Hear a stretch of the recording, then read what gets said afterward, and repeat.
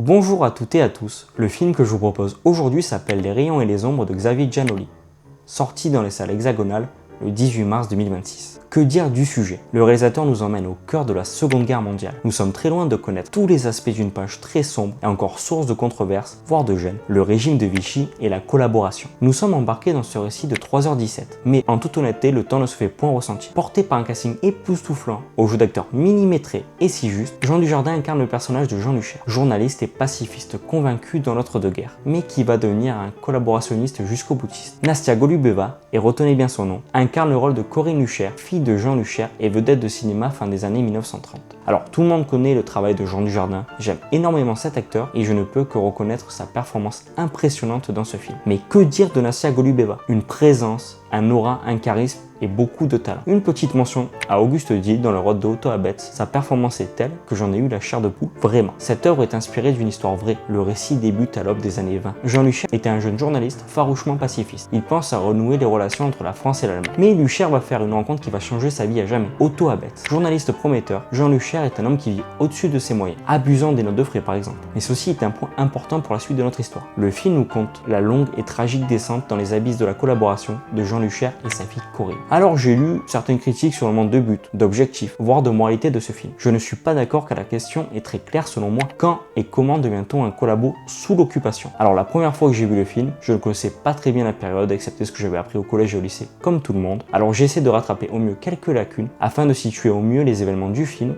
dans la chronologie. Il est vrai que certaines libertés ont été prises par rapport au degré d'implication de Jean Luchaire dans la collaboration. Toutefois, l'histoire semble être inspirée des mémoires d'une de ses filles. Alors bien entendu, une stricte explication de l'histoire aurait été une solution possible et moins sujette à controverse. Néanmoins, ne voyez dans ce film aucune complaisance. Les faits sont inspirés des mémoires de Corinne Luchaire qui, jusqu'à sa mort, était persuadée qu'elle n'avait rien fait. On ne voit pas au travers des yeux du réalisateur, mais bien de Corinne. Sa vision, son récit suffisent à montrer la gravité des faits. Chaque mot, chaque pensée, rien n'est sans conséquence. Quand on regarde un tel film, on le regarde avec un parti pris et l'histoire ne saurait nous faire changer d'avis. Alors comme disait Franklin Delano Roosevelt, la seule chose dont nous pouvons avoir peur est de la peur elle-même. Je m'explique. Redécouvrir l'histoire n'est pas la réhabiliter, mais la cacher n'est pas forcément s'en souvenir. Alors en conclusion, Jean Luchaire était une personne vénale qui, sous couvert de vouloir la paix à tout prix, a sombré dans la collaboration. Les faits relatés sont ignobles et rien ne peut le contredire. Alors je vous conseille fortement de regarder ce film et surtout ne manquez pas de vous faire de petits rappels de culture parce que ça fait toujours du bien et ça permet de mieux comprendre le film et on se retrouve bientôt dans une nouvelle vidéo.